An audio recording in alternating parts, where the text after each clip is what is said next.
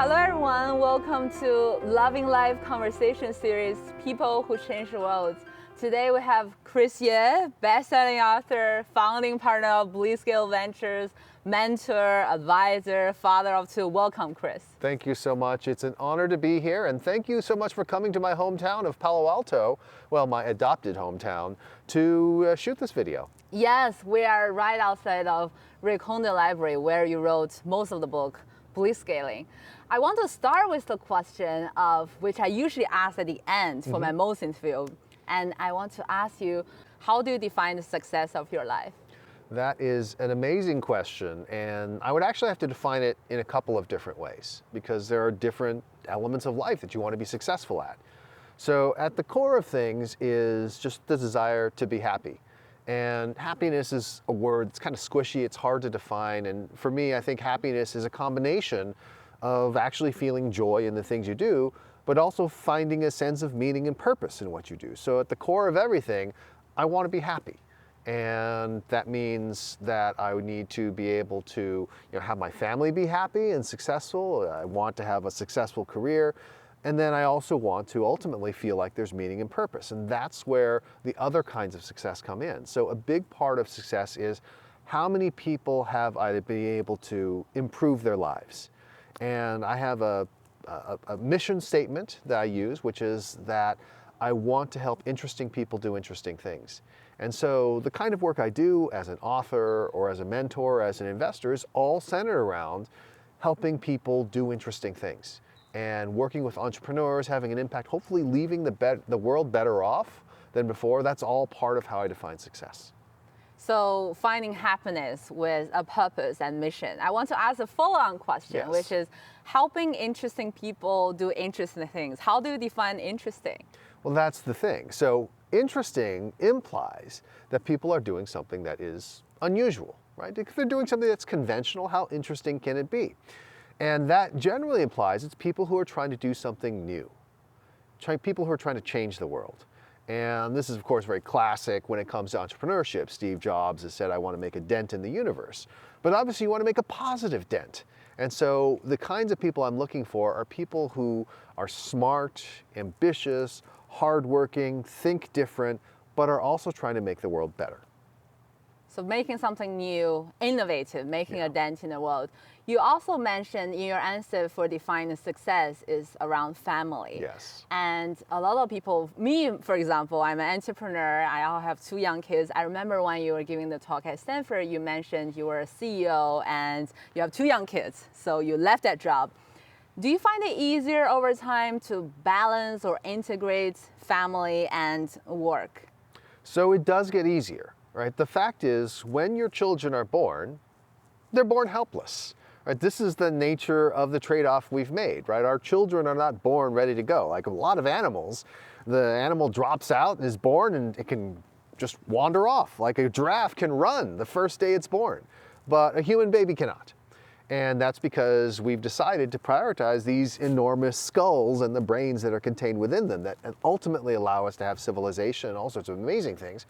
But it means it's really a lot of work to raise kids. I mean, you've raised your kids to the point where they can do a lot of things on their own, but it was a lot of work to get there.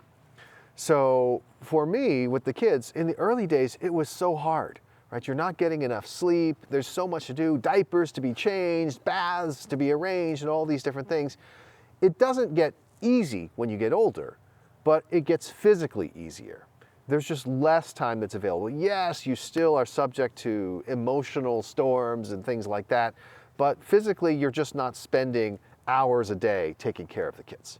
And so it becomes easier. And then integrating their work into my life, one of the things that's really interesting is, like my daughter, for example, is really focused on sustainability. She wants to have an impact on the climate crisis. She wants humanity to have less of a negative impact on the world around us.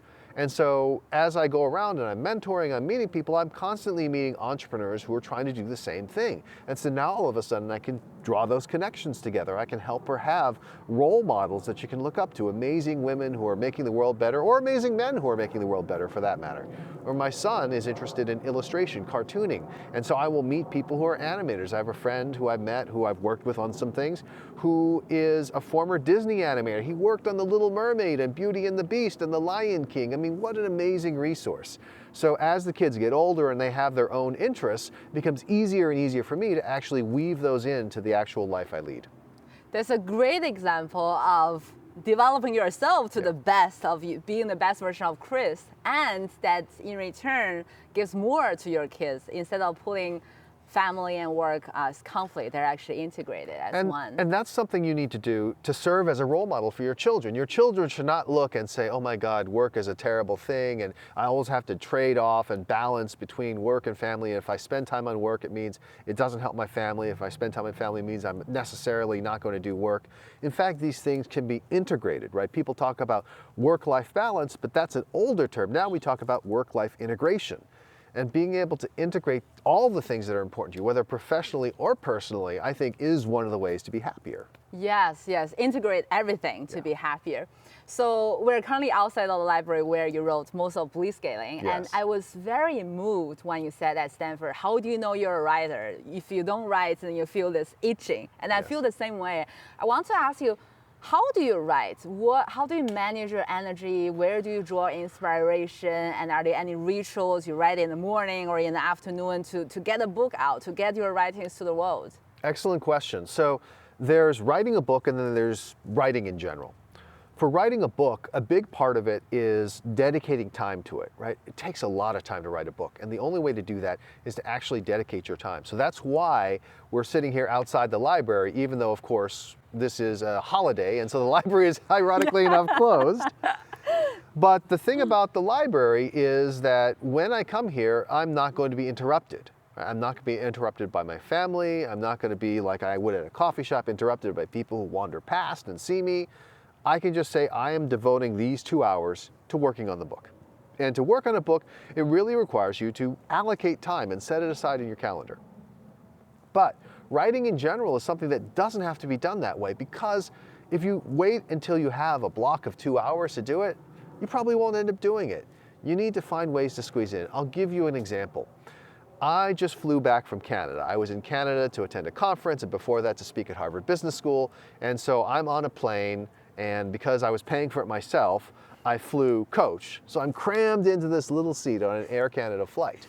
And I work during the first part of it. I have my computer out, I'm doing emails, I'm responding to various things. I was too cheap to pay for Wi-Fi, but that's also good because it lets you concentrate. And then when I'd gone through like 1,000 emails, I said, now, as a treat, I'm gonna let myself write an essay. So I had been thinking about a couple of different topics, and I was like, you know, I feel too tired to deal with emails, which often just require these responses, and I have to balance a bunch of things. In this case, I was like, I get to write something just for me. And that was energizing to me, and that gave me a chance to do something that I thought was fun. So you mentioned about emails, responding to many, many emails. I feel in our daily life, we get distracted all day long. Yes. And how do you deal with that? That's my first question. And the related question is, I'm sure as a best-selling author, you have many requests for you to be a speaker, to be a mentor. How do you decide what to do and what not to do? Good questions both. So I'm going to deal with them in turn, and if I forget the second question, you will remind me. You will remind me. So the first question is, how do you write when you have all these distractions, all these emails coming in and everything like that? So one of the things I do is I actually have a hack, which is to use music to help me. We were talking before we started recording about how music was an important part of some of the work that you did way back when you were a management consultant, because you're like, oh, I got a bunch of things to do. It's not so that interesting, but if I have the music on, I can power through. And it's a similar sort of thing. So I did a lot of work at home, and until I moved into my home recently, which actually has a full home office for me, I was in a shared space with my family around, and they would be doing stuff. They wouldn't say, oh, look, daddy's working, let's be very silent. They're just doing whatever the heck they want. And so what I learned to do is to put in earbuds and listen to music. So I would use Pandora. I would listen to the music of my youth, the 1980s, and this would allow me to then concentrate on the writing or whatever else I was doing. And part of it is also having the discipline to say, okay, I use Microsoft Outlook for my emails. So when I start writing, I'm just going to focus on writing. I'm not going to listen. I'm going to turn the sound off so I don't hear the notifications coming through telling me there's new emails. I'm like, no, I don't want to know. I just want to be able to work. So that is how I manage those distractions. Now, the other question you asked is, oh my gosh, all these people are asking for your time, requests to speak. How do you figure out which ones to do? Well, first of all, there are not as many requests as you would think. If people were constantly requesting and saying, oh my God, we want you to speak, we're going to pay you a huge amount of money to come here and do this, that might be a problem. But it really doesn't happen that often. Often enough that I do actually have to make choices though. So how do I decide which things to actually accept and do? Well, obviously, first of all, if they're paying a giant quantity of money, those go closer to the top of the list because I tell people, listen, you know, I am not, as they like to say in Silicon Valley, post-economic. I've got kids, my daughter's going to go to USC. That costs a lot of money. So I need to go ahead and make money. But then the other thing that I look at is a combination of the audience. Who is going to learn about me and my ideas as a result of this? Is this the audience that I want to hear from? And so I will often prioritize audiences that I haven't reached before. So that might be, you know, I'll go to Brazil because I've never gone to Brazil before and I know that I want to get the ball rolling there. I'll go to Bangkok. I've never been to Thailand before. Let me get audiences there excited. And then finally, it's just a question of, do I think it's going to be fun? Do I get to hang out with a friend of mine? Do I think it's going to be an interesting place to go? So you mentioned about music. Yeah. That's sometimes my husband does it to be away from the kids to really focus. And also I love what you said about this global tour of your message, which I believe is a powerful one, Blitzscaling. And this book you wrote was in collaboration with Reid Hoffman, who also is a special advisor for your funds. Can you share with us what are some of the key milestones in establishing trust with Reid? Because apparently it's a great partnership. Well, I certainly like to think so. And so there are a couple things that go into it. The first is we have a lot in common. Like, that's something that often happens in relationships. So even though we did not go to Stanford at the same time, Reid was about 5 years ahead of me, so we didn't overlap at all. It is the case that we had similar experiences. So for example, we both did a program called Structured Liberal Education because we're really focused on the humanities, philosophy, history, literature, that sort of thing. Oh, it's a major? Or is it? It's a freshman class. Oh. And the way it works is if you are in structured liberal education, you live in a particular dormitory with other people who are taking the class, and the class itself occupies half your schedule. So you're spending about 10 to 12 hours a week in class, so way more than a traditional class, and much of that time is actually in discussion groups. And the idea of living together is you can continue discussing the great works of literature and philosophy and history and religion while you're just going about your everyday life as well. So it's a deep, immersive experience in being an intellectual. And this is something that you choose, right? You don't get put in it randomly. You actually have to apply, and it's a very limited program. And so both Reid and I did this, and we even had some of the same instructors and professors. So we read much of the same things in terms of the great works of literature and history. It's also the case that, you know, we share this notion of being interested in both the science and math side of things, as well as the human nature, humanities side of things. So Reid is a symbolic systems major, which means you learn computer science, but you also learn sort of the thinking behind it and how it relates to human beings. And I studied product design engineering, which is engineering, although very much on the sort of innovation and creativity side, as well as creative writing and literature. So we have a lot in common from those days. And as a result of being at Stanford roughly around the same time, we also knew people in common. So for example, Reid famously is friends with Peter Thiel. And I had met Peter Thiel when I was a freshman because Peter was still in law school at the time at Stanford Law School. So we had a lot of these things in common. The other thing is, this is something that built up over time. So Reid and I met for the first time in 2003 when he was starting LinkedIn. And so we actually talked because I had him come to do a Harvard Business School event talking about LinkedIn because people didn't know anything about LinkedIn in those days. and we had done some angel investments together, so we had known each other for a long time before we began working together, writing things together. And then finally, we had a lot of other sort of common interests. So we're interested in the startup world, we're interested in thinking about the nature of humanity and how we make it better. And we also had friends in common like our friend Ben Kaznoka, with whom we also wrote the book, The Alliance. Because Ben was a friend of mine for the time he was a 15-year-old high school student, and he had worked with Reed before as well. So we had a lot of things bringing us together. So it's about a shared experience, common interest. You mentioned about understanding things both from a science, computer science perspective and humanity. Yeah. So the book you mentioned, The Alliance, Managing Talent. What do you think about managing talent in these days? And I asked because yesterday I was at Engineering Summit. It's a summit about how to improve team productivity. Yeah. And I feel a lot of the solutions these days is from a top-down perspective. Oh, how do you get team to work together? But if we turn it around from how to cultivate people, is a whole different story. Absolutely. And when we think about the Alliance, we're really thinking about basic human nature and asking ourselves, what is it that motivates employees, especially entrepreneurial employees, people who are going to do interesting things with their lives? And what's motivating them is the future, what they're going to be able to do.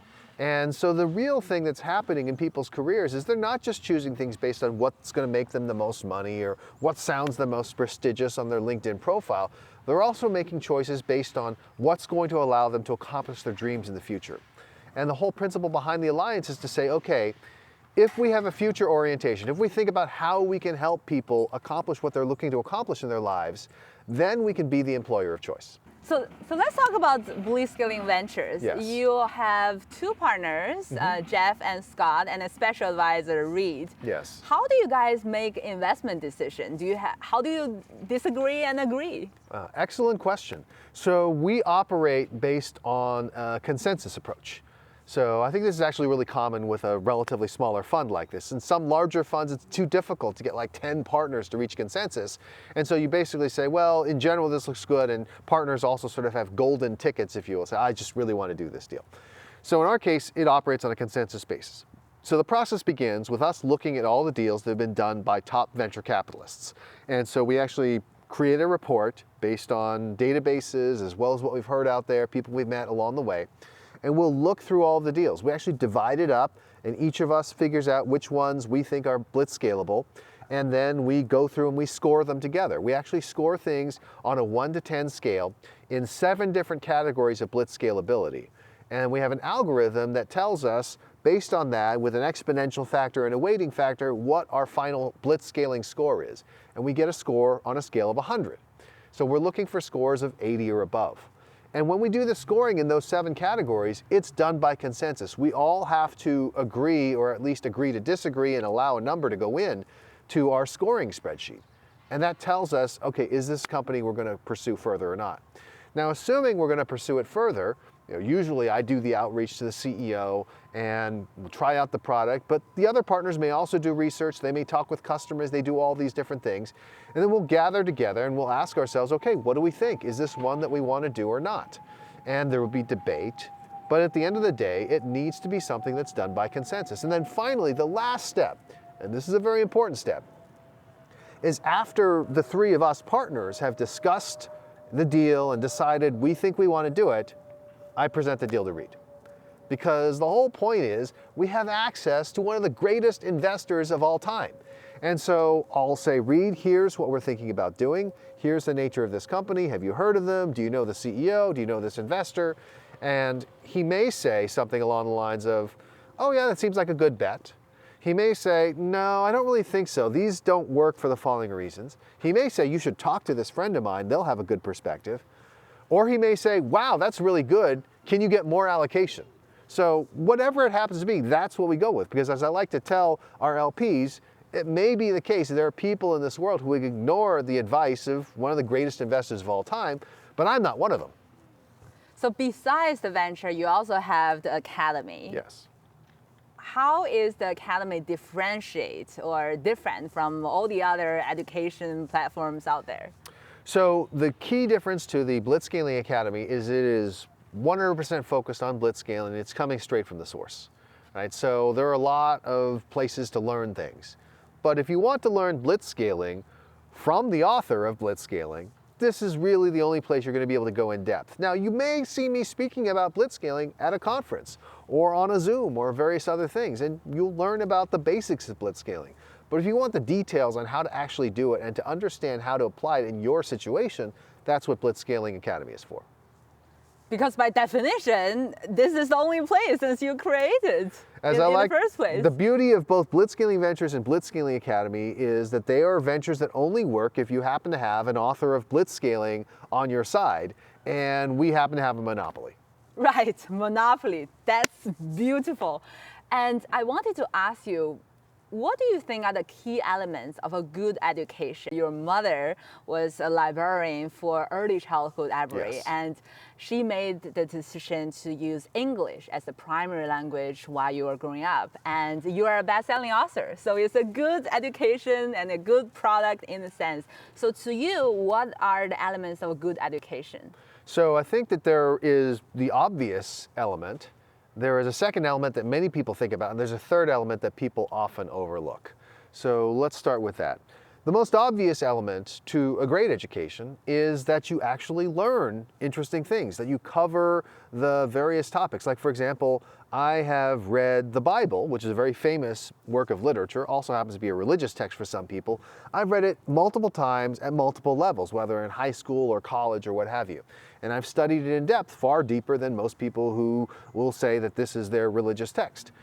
That is knowledge, right? That is going through and analyzing and speaking with smart people and understanding different points of view. All that is a classic part of education. And so if you want to be educated on the startup world, you should learn the history of Silicon Valley. You should learn the history of various startup ecosystems around the world. You should learn where venture capital came from. And all this knowledge can actually be very helpful because you understand the mechanisms of action. You understand the reasons why certain things happen the way they do. So that is the basic thing about education that everyone sort of understands they need to have. Now, the second thing about education that most people understand, but it still bears saying, is that you also need to learn how to learn. This is a classic thing that people say, oh, well, I have a liberal arts education, but it taught me how to think. I'm like, no. The purpose of education is not to teach you how to think. That's the purpose of brainwashing. The purpose of education is to teach you how to learn. Techniques for learning, the ways that seem to work best for you, whether it's how to break down a text, or whether it is the ability to debate or have a conversation with someone and pull out points, or the ability to persuade. This is all part of the learning process. And so you learn how to learn by going through education. It's not just a question of what answers you gave on the various tests. It's also a question of how did this become a part of your toolkit for learning about the world, making sense of what's going on around you. And this is classically something that people attribute to a college education. But I don't think a college education is the only way that you can get this. And there are plenty of people who go through college and they just think about it as a way of acquiring knowledge and getting a diploma, a stamp of approval. Whereas somebody who really thinks deeply about how do I learn something new? How do I determine for myself whether something is true or not, rather than just taking the word of someone in a book for it, that's the key learning you have to have. And there's a final thing that is really important that education should do, but sometimes does not. In fact, sometimes works against it. Some educational systems actively prevent this, which is to actually develop a love for learning. So there's so many things in this world to learn. Like there's things to learn all around us. If you love learning, you will be curious and you will take lessons from everything around you. If, on the other hand, your education crushed your love of learning because all you did was focus on memorizing things in order to score things on tests, then it won't avail you once you get into the real world, because the real world doesn't present you with a textbook, doesn't give you a very neat problem set or a midterm to fill out. The real world is messy and requires you to figure it out on your own. And so if you have a love for learning, then you'll look at that situation and say, wow, this is a cool situation, I'm going to learn something new. If you don't have that love of learning, you're going to say, damn it, why can't someone just serve it up to me on a silver platter? Why can't someone, whether it is a boss or a politician, just tell me what to do? And that, of course, is the worst thing. You should be learning and thinking for yourself. So learn how to learn and have a love for learning. Absolutely. I feel the third one is actually hard because a lot of times in our education system you find it boring. I want to pick up on something in the first part of your answer, which is you read the Bible many more times Yes. and at different level. What are the key learnings and insight you got from reading the Bible? So the key thing is, as I sort of described earlier, a question of the mechanism of action. So not just ask yourself, what do these words on the page say? But why are the words what they are? So for example, the Bible has the book of Genesis, which is sort of about the origins of the world. And almost immediately, one of the things that people just don't even bother to think about is the fact there are actually two versions of the creation of the world in the first portion of the Bible. It literally gives you two different ways in which the world is created. So when you read the Bible and you see that there are literally two different creation stories, there's some things you can learn from that. You can ask yourself, why are there two different creation stories? And that gets into, how was the Bible compiled? What are the different sources it came from? But then you also ask yourself, what is the different message of this creation story versus this creation story? What lessons is the author trying to impart to us that are not necessarily written on the page, but are the result of, hey, this is what this implies about how the world works. What is what this implies about how the world works? And you can go on through the rest of the Bible that way, right? You're thinking about it at the level of the text. You're thinking about the level of authorial intent and why people did it in a certain way. And you can finally think about, how can I apply these lessons, or how does this help me think about the world? So, for example, if we consider some of the different stories in the Bible, when you're a kid, you read the Bible, you're primarily reading stories. They tell you stories about Samson, or they tell you stories about Joseph and his coat, or you tell you stories about Cain and Abel, right? You remember the stories, not the long genealogies and rules about what kind of animals you can mix and what kind of animals you can't eat, and so on and so forth. But with these stories, each of them is trying to teach you a lesson. So when you hear the lesson of Joseph and his brothers turn on him. They're jealous of him, but he forgives them and he eventually saves the family. And so it's like, well, what are we trying to learn from this? What are we learning about the nature of forgiveness? What are we learning about the nature of human beings and their relationships, right? These are brothers. They should love each other, and yet they're jealous. We see this happen over and over again. Cain and Abel, Jacob and Esau, Joseph and his brothers. So we're actually taking in lessons about human nature just from reading something that is ostensibly just a religious text. So it's really about having different perspective to the story, and then you think there are ways to actually learn how to learn. There are ways to actually get the most out of whatever you're learning.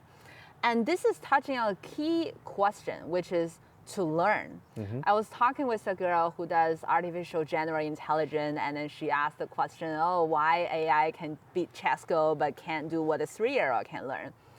What is learning, really? Yes. So this is a fascinating topic, and we can sort of talk about the direction that AI has gone in and been most successful in, and then what that implies for the future. So for a long time, artificial intelligence was something that really didn't seem to be helping anyone, right? We had all these false starts. We'll have neural networks, or we'll have this, we'll have that.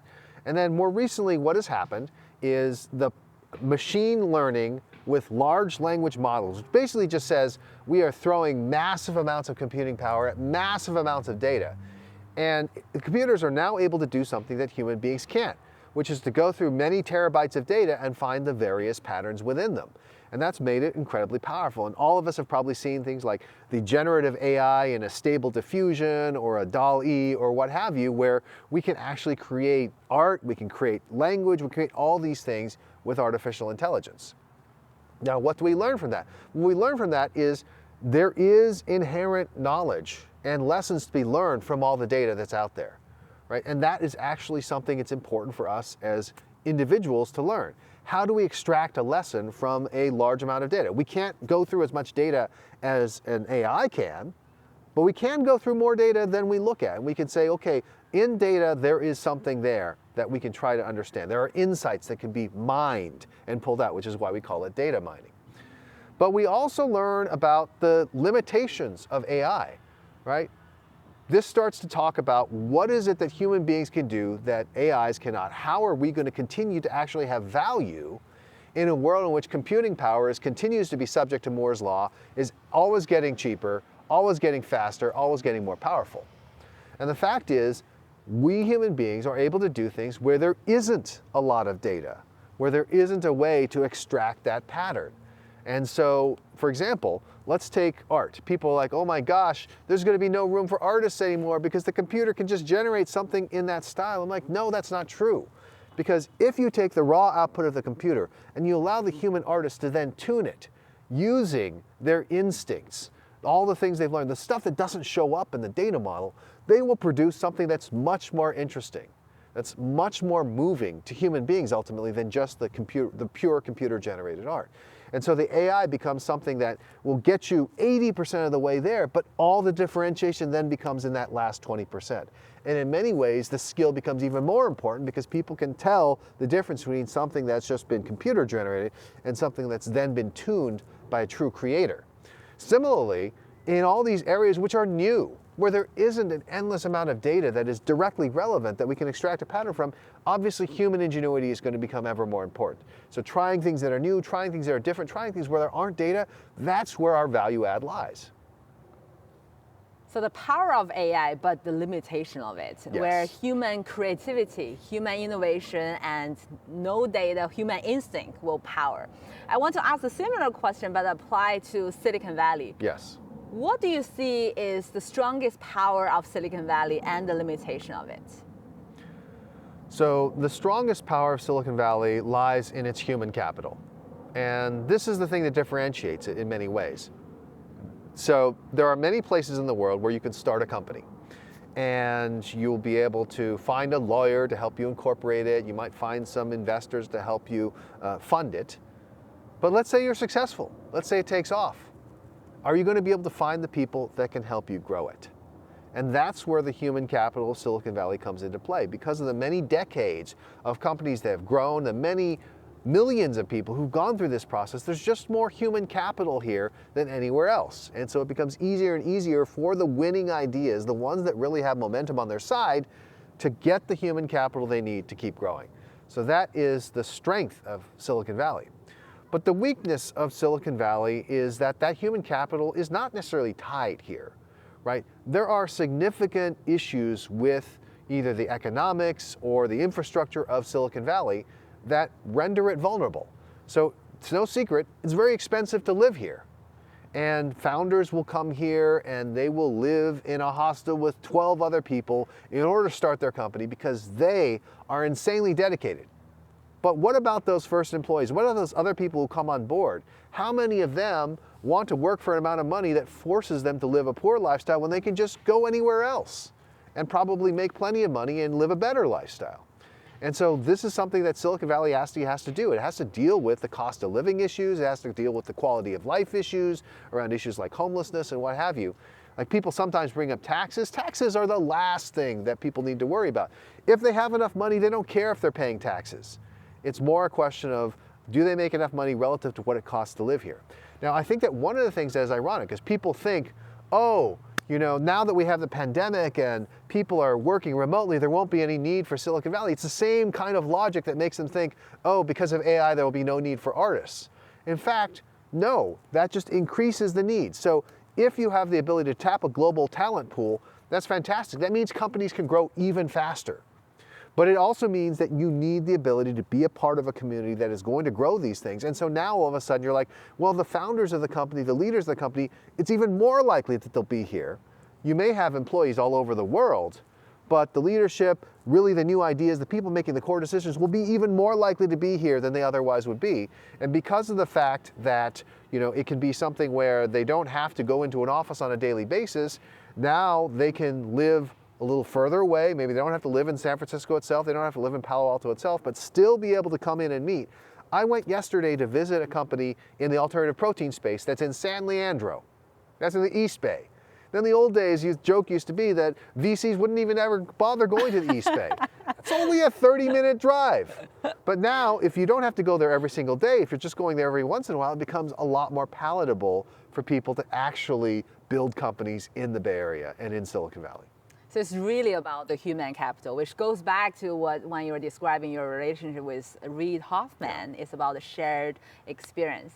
I always have to end with something more personal. How do you recharge your energy? You're running around doing all these big ideas, helping founders. What do you do to rest? So in terms of rest, there are a couple things that I really focus on. One is I believe it's very important to get enough sleep. There's no substitute for sleep. And so I am fortunate enough to be able to sleep pretty well at night, but then I also take naps during the day. This is something I'm very famous for. There's even a whole article on Arianna Huffington's website, Thrive Global, where it talks about, sleeping my way to success in Silicon Valley. That's her phrase. I'm just like, no, how napping has helped me be successful. And so napping is really powerful because as we go through our day, our bodies run down. Like we are not sort of machines made out of steel and electricity. We're machines made out of meat. And so we actually have to take care of that meat. And so as we go through the day, we're using our willpower, we're using our attention, we're actually burning up the glucose in our brain. Our brain stops working as effectively. And people say, oh, just power through, just keep going, drink some caffeine, keep working. Well, you're not working at full capacity. Want to take the time, take 20 minutes, take a nap, recharge yourself, and then go back to work at closer to 100%. And so I'm a big believer in that kind of sleep. I'm a big believer in diet and eating food that is healthy for you because again, you're a machine powered out of meat. You can have a machine that you power with like high octane, very pure fuel, or you can just pick up some random can of whatever's by the road and throw it in. Which do you think is going to work better? And then finally, the work that I do itself recharges me. I'm an extrovert. I love meeting new people. I love talking with them. I love learning new things. And by doing that, I increase my energy level just by doing my own work. So it's a regenerative process. So it's really about a combination of taking care of yourself, your body, and doing work that you love. Final question I have, which is we're living longer.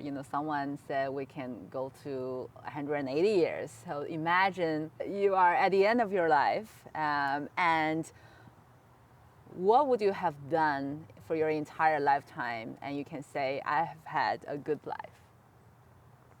So the way I will know if I've had a good life, and I will make sure of this in advance, is in the impact I can see that I've had on the people I care about, as well as on the world as a whole. So I went to a friend's 50th birthday party a couple years ago. I think he's 53, about to turn 54. So it was almost 4 years ago now. And at the time he was dating a woman who had worked in Hollywood, and so she had some skills with film and television and things like that. And so she had collected video testimonials from his various friends, including me, and put them together into this video. And we're at his 50th birthday party, and his daughter's there, and his brother's there, and all this sort of thing. We play the video, and I can tell he's just so moved because these are people talking about why he's special to them and the impact he's had on their lives. And he's in tears. He's a very sensitive guy. So he always has a T-shirt that says "Real Men Cry," so he's crying. And I wander over to him and I say, you really got to soak this in. Normally you have to be dead for people to say all these nice things about you. And that's the thing. Like, why do we wait until someone's gone to tell them how much they mean to us? So I am going to be turning 50 in a couple of years. And I intend, if I have to do it myself, I will. If I can get a volunteer to do it, that's even better. I intend to collect from people, both people I know, as well as people I don't, people who just happen to have read the books or seen my videos, to say, what impact have I had in your life? How have I made your life better? If I can gather together all of those things, I won't need to wonder if I had an impact. I'll know. And just by seeing that impact, I'll feel better. And so that's how I'll know if I've led a successful, happy life, by seeing that I've had this great impact on the lives of those around me. Most importantly, family, loved ones, friends, but then everyone else as well. And if I feel like I've had that positive impact, I've made things better, I will be able to be satisfied at the end of my life. You have made things better for other people on the planet. Thank you so much, Chris. My it's so pleasure. great Thank having you. you.